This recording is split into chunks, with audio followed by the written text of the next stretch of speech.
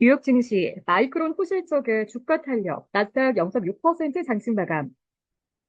뉴욕 증시의 주요 주가 지수가 모두 강세로 마감했습니다. 마이크론 테크놀로지가 예상 밖의 호실적을 보이면서 인공지능 관련주 위주로 매수세가 유입됐습니다.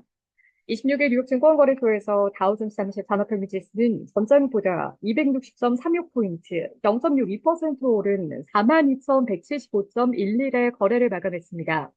스탠더드앤드푸어스 S&P 500 지수는 전장보다 23.11포인트, 0.4% 뛴 5,745.37을, 나스닥 종합지수는 전장보다 108.09포인트, 0.6% 상승한 18,190.29의 장을 마쳤습니다.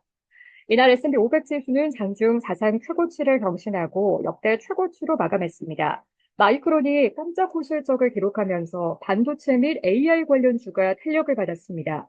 미국의 최대 메모리 반도체 생산업체 마이크론은 전날 장 마감 후 발표한 2024 회계연도 4분기 실적에서 매출은 전년 동기 대비 93% 증가한 93% 급증한 77억 5천만 달러, 주당 순이익은 1.18달러를 기록했습니다.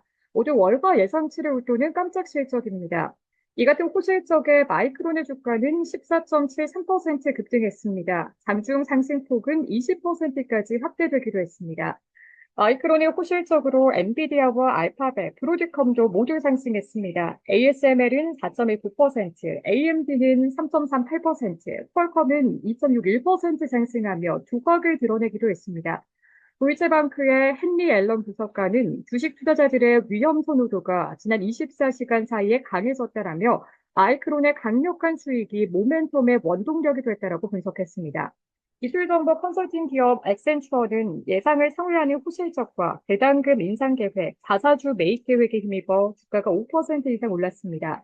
글로벌 행동주의 헤지펀드 엘리언 매니지먼트의 새로운 표적이 된 사우스웨스트 항공은 실적 발표를 앞두고 수익 증가 전망을 내놓자 주가가 5% 이상 뛰었습니다.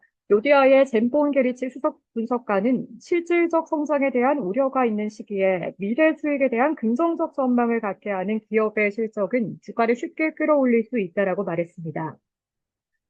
이날 발표된 주요 경기 지표는 미국의 경기의 연착륙을 가리켰습니다. 미국의 노동부에 따르면 지난 21일로 끝난 한 주간 신규 실업보험 청구자 수는 계절 조정 기준 21만 8천 명으로 집계됐습니다.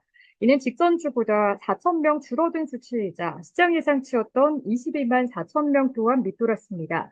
그만큼 고용 여건이 개선됐다는 의미입니다.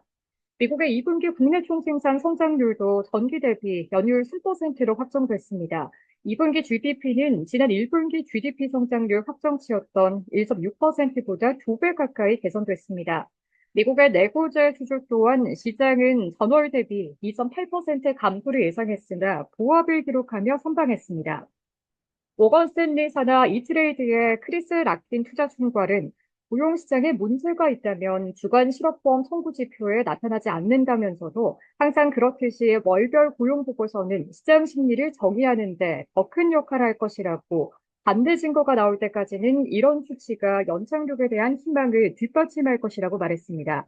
이날 주요 연방준비제도 인사들이 잇따라 공개 발언에 나섰으나 통화 정책과 관련된 내용은 거의 없었습니다. 제롬 파월 연준 의장은 뉴욕 연방준비은행이 주최한 채권 컨퍼런스에서 개회사를 맡았지만 통화 정책 관련 발언은 내놓지 않았습니다. 존 윌리엄스 뉴욕 연은 총재 또한 연설에 나섰으나 교육적인 측면을 말하는 데 집중했습니다.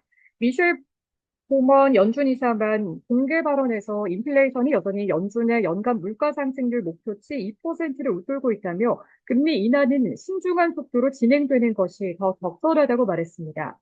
제니 옐런 미국 재무부 장관은 미국 경제가 연착륙할 수 있다고 자신했습니다. 그는 미국의 CNBC와의 인터뷰에서 노동시장과 인플레이션은 우리가 연착륙을 향한 궤도에 있음을 시사한다라며 이 궤도가 유지된다면 금리는 시간이 지나면서 중립 수준으로 떨어질 것이고 연준 내에선 금리가 더 내릴 것이라는 기대감이 있는 듯하다라고 말했습니다. 업종별로 보면 재료가 2% 가까이 급등했습니다. 기술도 1% 가까이 올랐습니다.